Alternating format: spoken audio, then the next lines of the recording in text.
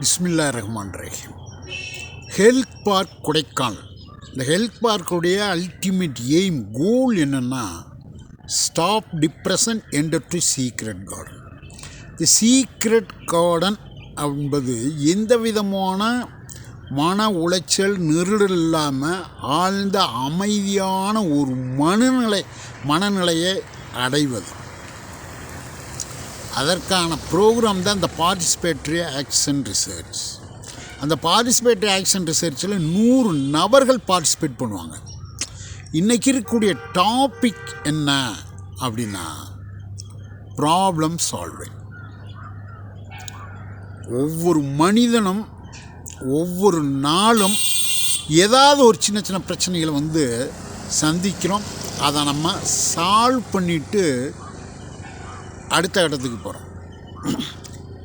உண்மையிலேயே இந்த பிரச்சனைகளை எப்படி தீர்ப்பது ப்ராப்ளம் சால்விங்னா, இப்போ அதில் முக்கியமான விஷயம் என்னென்னா அந்த பிரச்சனைக்கான ஆணிவேர் மூல காரணம் என்னங்கிறத தெரிஞ்சிட்டோம்னா, ஒரு பழமொழி இருக்குது, if the problem is well understood the problem will be half solve. மூல காரணத்தை தெரிஞ்சிட்டோம்னா ஒரு 50% அந்த பிரச்சனை சால்வ் ஆயிரும். அப்போ ஒன்று அந்த பிரச்சனை உருவானதற்கான மூல காரணம் என்ன, அந்த பிரச்சனைக்கான தீர்வுக்கு பல்வேறு வழிமுறைகள் என்னென்ன, எந்த வழிமுறையை நடைமுறைக்கு ஒத்து வரும், நம்மளால் அதை அடாப்ட் பண்ணி அந்த பிரச்சனையை சால்வ் பண்ண முடியும். இது அந்த ப்ராப்ளம் சால்வுடைய 3 அங்கங்கள். இப்போ என்னென்னா, இந்த பார்ட்டிசிபேட்டரி ஆக்ஷன் ரிசர்ச்சில் 100 பேர் பார்ட்டிசிபேட் பண்ணுவாங்க. அந்த 100 நபர்கள் யார் அப்படின்னா எங்கூட பயணம் பண்ணிகிட்டு இருக்கவங்க. நிகழ்காலத்திலையும் கடந்த காலத்திலையும் என் கூட பயணம் பண்ணவங்க. அதில் டிபெண்ட் நெருக்கி ஒரு 10 பேர் வருவாங்க. That is different. ஆனால் விஷயம் என்னென்னா, இந்த 100 நபர்களுடைய பிரச்சனைகளை நான் சால்வ் பண்ணால் என்னுடைய வாழ்வு வளமாகிவிடும். அதுதான் நான் என்ன பாலிசி இருக்கணும், self help through mutual help. அவங்களுக்கு பிரச்சனைகளை சால்வ் பண்ணி கொடுப்பதன் மூலமாக என்னுடைய வாழ்வை நான் வளப்படுத்திக் கொள்வது. சரி, இப்போ என்ன பிரச்சனை அப்படின்னா, என்னுடைய நண்பர்கள் கேட்குறாங்க, மற்றவங்களுடைய பிரச்சனைகளை சால்வ் பண்ணுறதை விட்டும் உங்கள் பிரச்சனை என்ன? என்னுடைய பிரச்சனையே இந்த 100 பேர், என்னுடைய வாழ்க்கையே இந்த 100 பேரோட பிரச்சனைகளுக்கான தீர்வை கண்டுபிடிப்பது தாங்க. ரைட்டா? உதாரணமாக ஒரு 4 பேருடைய பிரச்சனைகளை உங்கள்கிட்ட ஷேர் பண்ணுறேன். நம்பர் 1, ஒரு 1.5 மாதம், ஒரு 40 நாளுக்கு முன்னால் என்கிட்ட ஒரு 16 சென்ட் ஒரு நண்பர் வாங்குறார். பணத்தை கொடுத்து வாங்கிட்டார். That is different. ஆனால் அவருக்கு என்ன ப்ராப்ளம்னா, மேற்கொண்டு ஒரு 10-12 லட்ச ரூபா சிறிய அமௌண்ட்டு. அந்த அமௌண்ட்டை வச்சுக்குள்ள 2 சூட் கன்ஸ்ட்ரக்ஷன் பண்ணி அதன் மூலமாக ஒரு வருமானத்தை எடுக்கணும். அது அவருடைய ப்ராப்ளம். இப்போ அதற்கான கன்சல்டேஷன் நான் கொடுத்துக்கிட்டுருக்கேன். ஒன்று நான் கட்டுவேன், அல்லது அவருக்கு அந்த பில்டிங்கை கட்டி கொடுக்கறதுக்கான உதவிகளை பண்ணுவேன். அதை பண்ணி நான் கட்டினேன்னா அதில் எனக்கு 10% இருக்கும். 12 லட்ச ரூபா 1 லட்ச ரூபா கிடைக்கும். நம்பர் 2, ஒரு 15 வருஷத்துக்கு முன்னால் என்கிட்ட ஒருத்தர் ஒரு பிளாட் வாங்குறார் 2.25 சென்ட். அவருக்கு என்ன பிரச்சனை அப்படின்னா, அந்த ஒரிஜினல் டாக்குமெண்ட் காணா போயிடுச்சு. அவர் விற்க போகும்போது ஒரிஜினல் டாக்குமெண்ட் இல்லாமல் யாரும் வாங்க மாட்டேன்றாங்க, யாரும் ரிஜிஸ்டர் ஆஃபீஸில் ரிஜிஸ்டர் பண்ண மாட்டேன்றாங்க. அப்போ அவர் என்ன பண்ணுறாருன்னா, என்கிட்ட நீங்கள் தான் எனக்கு இதை விற்றீங்க, இது எப்படியா விற்று எனக்கு காசு பண்ணி கொடுங்கன்னு சொல்கிறார். அப்போ அதற்கான வழிமுறைகள், நான் ட்ரேசபிள் சர்டிஃபிகேட்னு போலீஸ் ஒரு சர்டிஃபிகேட் வாங்கணும். மற்ற ப்ராசஸ், அதுவே ஒரு பெரிய ப்ராசஸ்.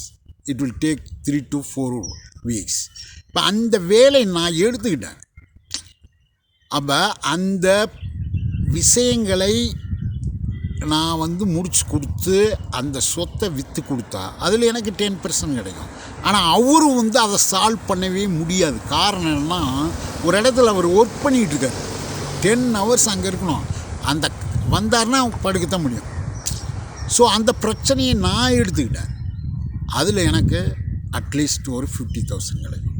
ஸோ அவருடைய ப்ராப்ளம் சால்வ் ஆகுது, என்னுடைய வாழ்க்கையை நான் வளப்படுத்திக்கிறேன். 3வது உதாரணம், ஒருத்தர் வந்து சவுதி அரேபியாவில் ஒர்க் பண்ணிகிட்ருக்கார்.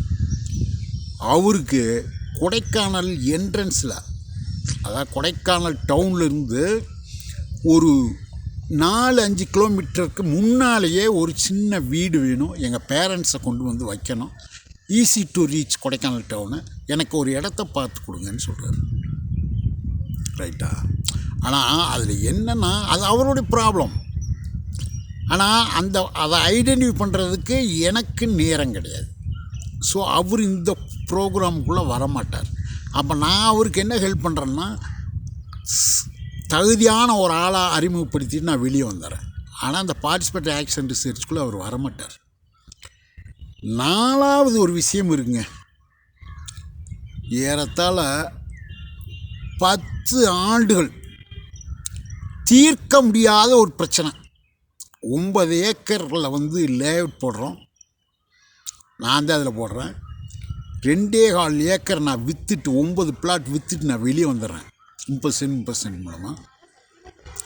இன்னொரு பெரிய குரூப் வந்து உள்ளே வருது. அப்போ சொத்து, நல்ல சொத்தில் வந்து லீகலாக எந்த ப்ராப்ளமும் இல்லை. அதை விற்றவங்க 4 பேர், வாங்கினவங்க 4 பேர். இன்றைக்கு வரைக்கும் அந்த பிரச்சனையை சால்வ் பண்ண முடியல. அதில் அந்த ஹெட் இருக்கல, வாங்கினார்ல, அந்த பிரச்சனையை நீங்கள் தான் சால்வ் பண்ண முடியும்னு என்கிட்ட வந்திருக்காரு. அந்த பிரச்சனை வந்து தனியாக ஒரு வீடியோ போடுறேன்.